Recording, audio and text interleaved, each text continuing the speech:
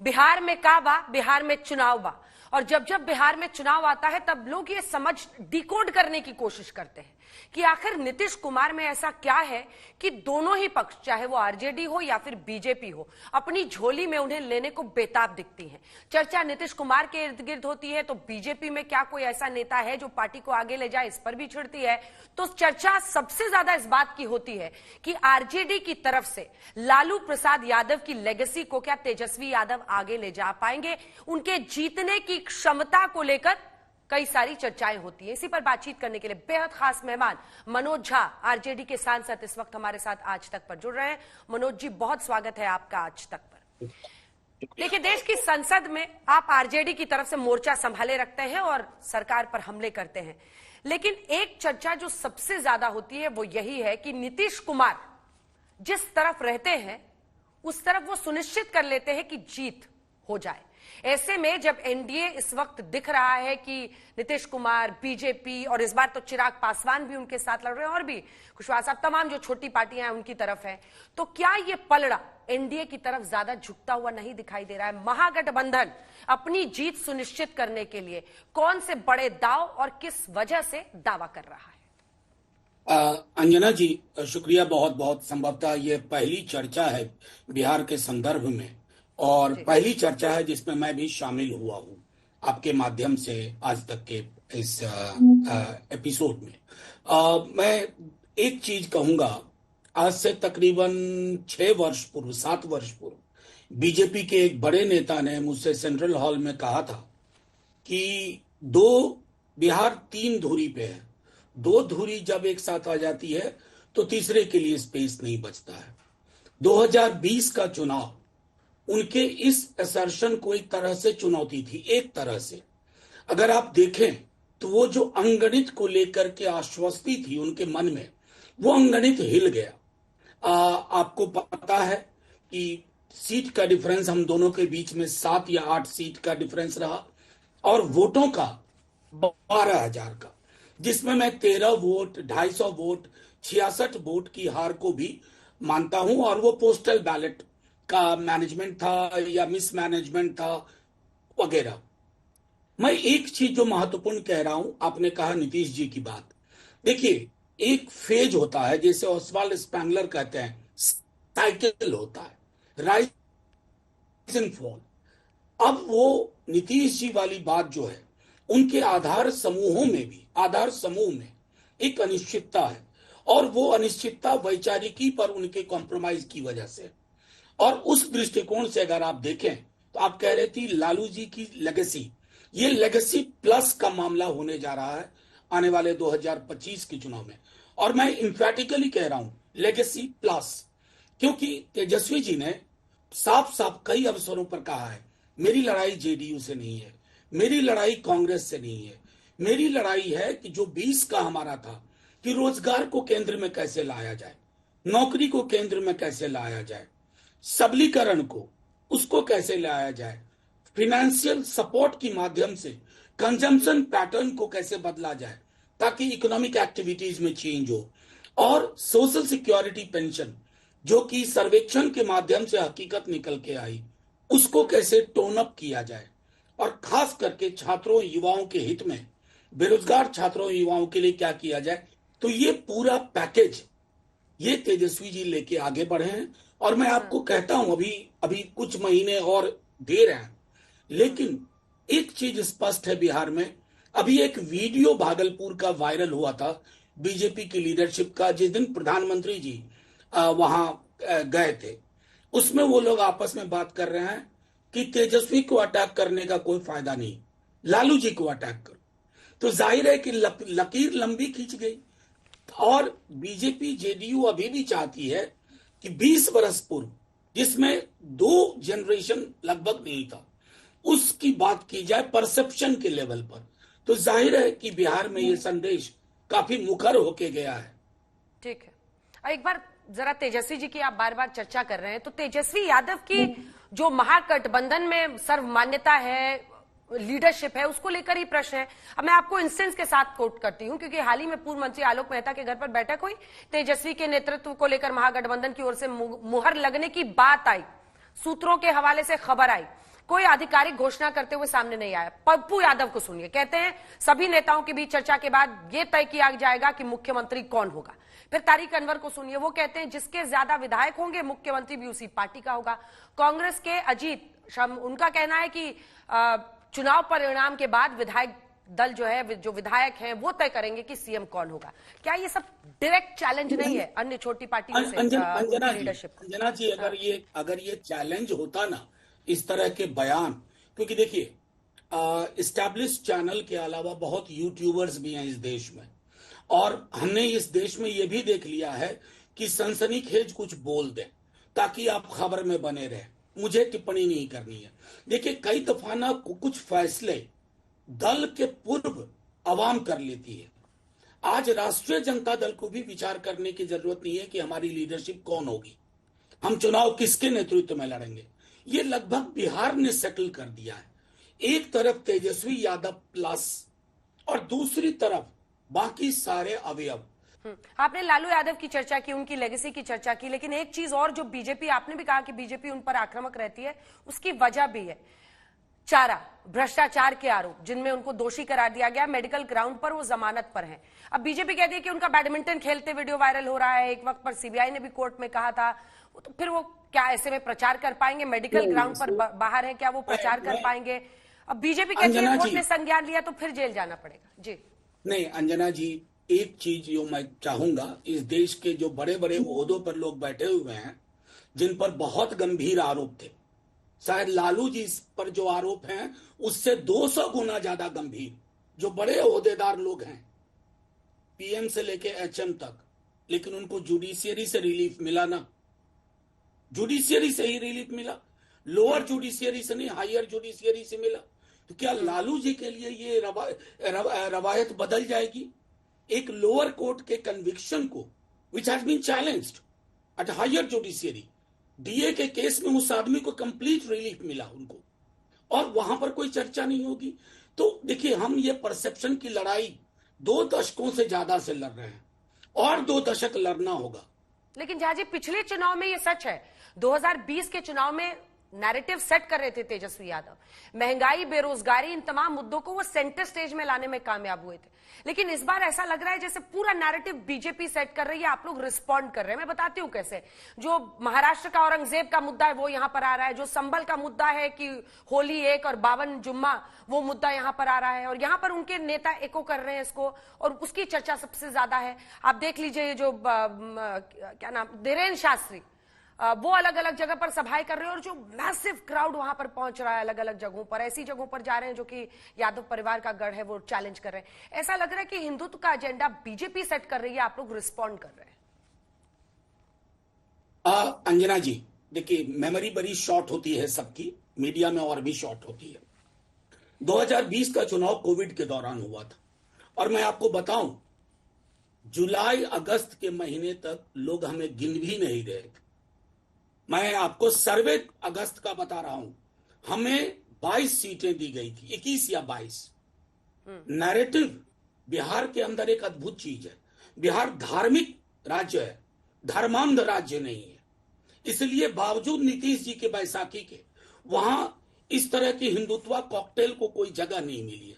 तीसरा एक महत्वपूर्ण चीज अंजना जी जानिए, अगर इन्हें फलाना बाबा, डबल श्री को वहां बिठाना पड़ रहा है और उनसे पॉलिटिकल स्टेटमेंट दिलवाने पड़ रहे हैं, तो जाहिर है ये बीजेपी के दर्शन और राजनीति का, और जदयू के दर्शन और राजनीति का भी खोखलापन है। आपकी एक लाइन प्रोफेसर साहब मुझे बड़ी अच्छी लगी, आप शिक्षक भी हैं। धार्मिक राज्य है लेकिन धर्मांध नहीं है। तो कौन कौन से धर्मांध राज्य हैं भारत में? कुछ राज्यों को तो बहुत पहले बना दिया गया, कुछ को बनाने की कोशिश हो रही है। अब कुछ ऐसे राज्य हैं जहां वहां के डीएसपी एसपी एक जुबान बोलते हैं जो कॉन्स्टिट्यूशनल जुबान है, एक लोअर लेवल अधिकारी एक जुबान बोलते हैं जो बहुत पॉपुलर होता है, उसकी तारीफ होती है। और मैं बार बार, परसों सदन में मैंने कहा था अंजना जी, आप लोगों को मौका नहीं लगा होगा, मैंने कहा कि जिस भी देश ने दुनिया में अतीत में जाकर के नायक खलनायक ढूंढे और आज की चुनौतियों को नजरअंदाज किया, वो मुल्क हार गए, दूसरों से नहीं, अपने से। मैं कह रहा हूं कोशिश हो रही है, और ये कोशिश क्यों हो रही है कि बेरोजगारी का सवाल ना पूछा जाए, नौकरियों में नियुक्ति का सवाल ना पूछा जाए? और ये सवाल ना पूछे जाने कैसे आप करेंगे? कोविड की डेथ हुई, आप लोग गवाह हैं, आप जानती हैं, अनअटेंडेड अनडिग्निफाइड डेथ हुई, अब डेथ को इंश्योर किया गया, तो ये इसका जवाब ना देना पड़े, वो कौन करेगा? वो करेगा औरंगजेब, वो करेगा बाबर। अरे क्या हासिल होगा भाई? राजा महाराजा संसद में चुनाव के जरिए नहीं आते थे। हर राजा का एक कुरूप चेहरा भी हुआ करता था, कोई भी बादशाह हो कुरूप चेहरा हुआ करता था। अब हम बादशाह सल्तनत के दिनों में जाकर के उनसे मॉडर्न कॉन्स्टिट्यूशनल पैरामीटर्स की अपेक्षा करेंगे? गृह मंत्री अमित शाह ने भी कहा है कि मिथिला में माता सीता का मंदिर बनवाएंगे। आपके रोहतास के विधायक जो है फतेह बहादुर सिंह, वो कह रहे हैं कि मंदिर का रास्ता अंधविश्वास, पाखंड तथा मूर्खता की ओर ले जाता है। इसकी भी जरूरत है क्या? नहीं, कोई ऑफिशियल बयान तो था नहीं। मैंने एक बहुत अच्छी प्रतिक्रिया दी थी जो आपके माध्यम से, मैंने कहा कि माता सीता का मंदिर, और आप चूंकि बिहार की है मैं कह रहा हूं, सीता के संदर्भ में भी बिहार में एक रामायण लिखी, रामचरितमानस लिखा, रामायण लिखी गई है, वो सीता के दृष्टिकोण से लिखी गई है। एक चीज और मैं कहूं, बिहार के मिथिला में उस महीने में लोग जनरली शादी नहीं करना चाहते हैं अपनी बेटियों की, जिस महीने में राम के साथ हमारी सीता जी की शादी हुई थी। लेकिन उससे महत्वपूर्ण चीज मैं आपके संदर्भ में कहूं, अमित शाह जी जय श्री राम जब कहते हैं तो उसमें सीता का जिक्र नहीं होता है। मैं उनसे आग्रह करूंगा बिहार आए और अपने लोगों से भी कहें जय सिया राम, उसमें बिहार और सीता मैया की गरिमा। लेकिन देखिए झा जी, आपकी बात बिल्कुल सही, लेकिन ये बाजी तो मार ले गए ना। मतलब लंबे वक्त तक लालू जी का शासन रहा और सीतामढ़ी सीता माँ के मंदिर, इसकी अनदेखी तो सभी ने की ना। 20 साल तो नीतीश बाबू की भी आंखें बंद रही उस पर। तो ये तो एक अंजना जी ऐतिहासिक संदर्भों को ऐसे मत कहिए। लालू जी ने विश्वविद्यालय खोले, हमको एक विश्वविद्यालय का नाम बताइए जो इतने वर्षों में जेडीयू और एनडीए की सरकार ने बिहार में खोले। मैं गारंटी के साथ कहता हूं ऑन रिकॉर्ड। क्या विश्वविद्यालयों की जरूरत नहीं है? फैक्ट्रीज की जरूरत नहीं है? क्या यह जरूरत नहीं है कि शिक्षा को पेनिट्रेशन वो डेमोक्रेसी के पेनिट्रेशन के साथ हो? देखिए, मंदिर मस्जिद, मैं आज भी कह रहा हूं, अनपॉपुलर ओपिनियन होगा, लेकिन मैं कहना जरूर चाहूंगा, किसी भी देश का मिजाज, किसी भी राज्य की तरक्की मंदिर मस्जिद गुरुद्वारे की साइज पे तय नहीं होगी। वहां के मैं इसको अलग ट्विस्ट देकर आपसे सवाल पूछना चाहती हूं, और वो इंपॉर्टेंट एक पर्सपेक्टिव है रिलीजियस टूरिज्म का। रिलीजियस टूरिज्म से कौन इनकार कर सकता है? आज अगर काशी या फिर अयोध्या में इतने सारे लोग देश विदेश से पहुंच रहे हैं तो उस पर आंखों पे पट्टी तो बांधी नहीं जा सकती है। कुंभ में अगर इतने तादाद में लोग पहुंच रहे हैं, रिलीजियस टूरिज्म अगर गढ़ बन सकता है इंडिया में, तो इसको भी धर्म के चश्मे से देखकर बीजेपी का ही सिर्फ एजेंडा, प्रोपेगेंडा क्यों बनाना? अंजना जी, इसमें तो हर पार्टी का एक कॉन्शियस दिखना चाहिए। जी, कुंभ क्या बीजेपी से पूर्व नहीं था और बीजेपी के बाद नहीं होगा? ये सारी चीजें निरंतरता में है। और ये जो फर्क हमने हिंदू धर्म और हिंदुत्व का मिटाने की चेष्टा की जाती है, मैं इस फर्क को चाहूंगा कि ये फर्क ना मिटे। हिंदू धर्म अपनी कमजोरियों मजबूतियों, जैसे बाकी धर्म की कमजोरी और मजबूती के साथ, उसको मैं एक महासागर के चरित्र में रखता हूं। हिंदुत्व एक तालाब है और महासागर और तालाब का फर्क बच्चा बच्चा जानता है। अब अन्य फैक्टर्स पर आते हैं। जो चुनाव जिस तरीके से पूरे देश में लड़ा जा रहा है, और यहां पर पीके को, प्रशांत किशोर को तेजस्वी यादव कहते हैं कि वो बीजेपी के बी टीम है। अब पीके कह रहे हैं, मतलब अभी तक जो जानकारी आई है सूत्रों के हवाले से, कि वो राघोपुर से ही लड़ सकते हैं, तेजस्वी के खिलाफ लड़ सकते हैं। जैसे अरविंद केजरीवाल को यहां पर बीजेपी ने नई दिल्ली सीट पर हरा दिया, वैसे अगर तेजस्वी यादव को उनकी सीट पर हरा दिया जाए राघोपुर में, तो बहुत बड़ा कामयाब कदम कहलाएगा। इसको आप किस नजरिए से देखते हैं? वो स्वतंत्र है, कई वर्षों से जानता हूं, उन्होंने अलग अलग राज्यों में अलग अलग पॉलिटिकल पार्टी, अलग अलग विचारधारा के साथ काम किया है। और ये ऑन रिकॉर्ड है कि माननीय मुख्यमंत्री नीतीश कुमार जी ने प्रेस में कहा था कि मुझे अमित शाह जी ने कहा कि इसको अपनी पार्टी का उपाध्यक्ष बना लो। तो इसलिए बी टीम अगर कहा जा रहा है तो इसके लिए आर्काइव में जाने की जरूरत नहीं है। 5-6 वर्ष पूर्व के मीडिया बाइट्स आसानी से अवेलेबल है। वो चुनाव लड़ें, वो स्वतंत्र हैं। बालिग हैं, स्वतंत्र हैं, उनके पास संसाधन है, बिल्कुल आए और लड़े। लेकिन मनोज जी, मेरा ये मानना है एक पॉलिटिकल एनालिस्ट के तौर पर कि आप आकलन जो कर रहे हैं उसमें ज्यादा गंभीरता से जाने की जरूरत है, क्योंकि ऐसे ही आप लोग ओवैसी साहब को भी बी टीम कहते हैं, लेकिन ये सच्चाई है। मुस्लिम वोट एक तरफ इंडिया गठबंधन को अगर आप देखें तो वोट करता है एक तरफा। लोकसभा में बिहार में 87% वोट इंडिया गठबंधन को बिहार में मिला। पिछली बार एआईएमआईएम की वजह से आपकी सरकार बनते बनते रह गई थी, इस बार पीके हैं। आप देखिए ना, उपचुनाव में बेलागंज सीट पर उनके मुस्लिम प्रत्याशी को करीब उतने ही वोट मिले जितने से आप उस सीट को हारे हैं। मतलब जो विक्ट्री मार्जिन है उससे ज्यादा उनको मिला। मुस्लिम वोट बटे, हिंदू मतलब आपका वोट बटे, फायदा तो बीजेपी को होगा जी। नहीं, एक हिस्टोरिकल रिकॉर्ड कहूं, कई दफा क्या होता है ना, पॉलिटिकल जब आप डिसीजन मेकिंग करते हैं, कैंडिडेट की चॉइस करते हैं। मैं अभी भी सीमांचल, चूंकि मैं फ्रिक्वेंटली जा रहा हूं बीते 4-5 महीनों से, मैं आपको कहूं ओवैसी साहब नहीं जीते थे, हम हार गए थे। कई दफा क्या होता है, लोकल फैक्टर्स, कैंडिडेट्स, ट्रैक्शन किसका ज्यादा था। जी जी हाँ मनोज जी, एक सवाल में एकदम इस नजरिए से पूछ रहा हूं, ईमानदारी से बताइएगा, अंदर की बात आप ही जानते हैं, क्योंकि अब मैं अलग अलग सवाल पर इसको ले जा रही हूं। आप लालू परिवार के बहुत करीब हैं, आप तेजस्वी जी, लालू जी सबसे इंटरैक्ट करते रहे और लंबे समय से ये है। क्या आरजेडी में लालू परिवार के अंदर ही वर्चस्व की जंग लड़ रही है? उनके परिवार के 2 लोग नीतीश बाबू के लिए दरवाजा खोलते हैं। खुद लालू जी ने कहा कि उनको सीएम है, दरवाजा खुला रखना चाहिए, जब आना हो आ जाए, हम स्वागत करेंगे। मीसा जी कई बार कह रही हैं कि जो जाता है वो आता भी है। 2 लोग एकदम दरवाजा बंद करते हैं, तेजस्वी बाबू खुद और तेज प्रताप जी। अंदर भी वर्चस्व की लड़ाई चल रही है क्या? नहीं नहीं अंजना जी, कतई। और ये मैं ऑन रिकॉर्ड कह रहा हूं, कतई नहीं। मैं एक आपको उदाहरण दूंगा, थोड़ा लालू जी के स्वभाव को। वो उस चैनल का, मैंने कहा एक यूट्यूब चैनल है, उन्होंने सवाल क्या पूछा, लगातार एक ही सवाल वो दोहरा रहे थे। लालू जी का तो स्वभाव ये है कि जिन व्यक्तियों ने उन पर मुकदमा किया, वो भी जब दरवाजा ठकठकाए तो लालू जी ने कहा अंदर आ जाओ। दूसरा उदाहरण देता हूं अंजना जी, संभवतः लालू जी के खिलाफ सबसे ज्यादा मीडिया के लोगों ने लिखा और बोला। मुझे एक उदाहरण आप नहीं दे सकती हैं कि लालू जी ने उसको वैमनस्यता के आधार पर ध्यान में रखा। एक व्यक्ति, भाजपा के बड़े नेता, अब इस दुनिया में नहीं है, बीजेपी के बहुत महत्वपूर्ण चेहरा थे बिहार में, उन्होंने एक बात कही थी, वो क्रिटिक थे लालू जी के, बोला कि लालू जी दिल में कोई बात नहीं रखते हैं। अगर मीडिया में कुछ मनोज जी, ये बात तो है। और लालू जी एक ऐसे व्यक्ति हैं जिनके बारे में मतलब आप टीवी पर कुछ भी बोलिए, अलग से जब वो मिलते हैं उतने अपनापन से मिलते हैं, हर एक से रिश्ता रखते हैं, हम सबसे रखते हैं, और खासतौर पर हम लोग जो बिहार से जुड़े हुए हैं।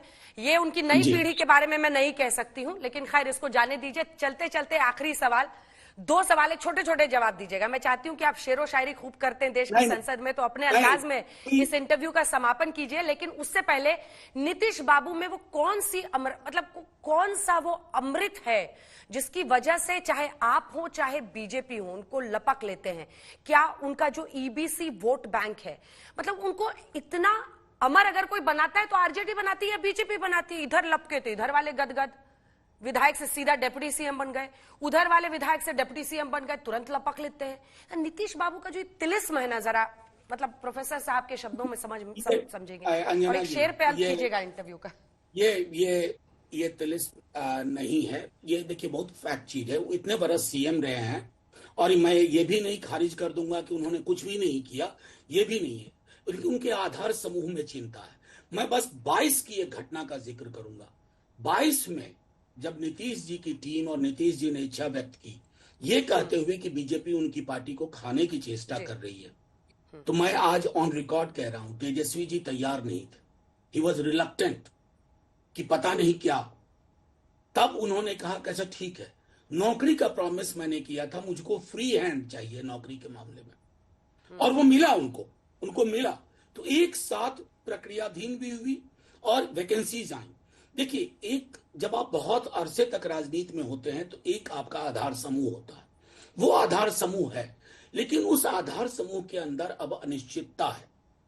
अब वो अनिश्चितता इसलिए भी है कि उनके समर्थक समूहों को लगता है, और वो कहते हैं, मेरे हाथों के तराशे हुए ये पत्थर के सनम आज बुतखाने में भगवान बने बैठे। तो बुतखाने में भगवान एक ब्यूरोक्रेट बन गया है, और उसकी वजह से बिहार भुगत रहा है। मनोज झा जी, सांसद आरजेडी के आप आज तक पर आए और बिहार को लेकर चर्चा में आप शामिल हुए और इंटरव्यू के तमाम सवालों का जबरदस्त जवाब दिया। बहुत बहुत धन्यवाद आपका आज तक पर हमारे साथ। Thank you. धन्यवाद। Thank you Anil.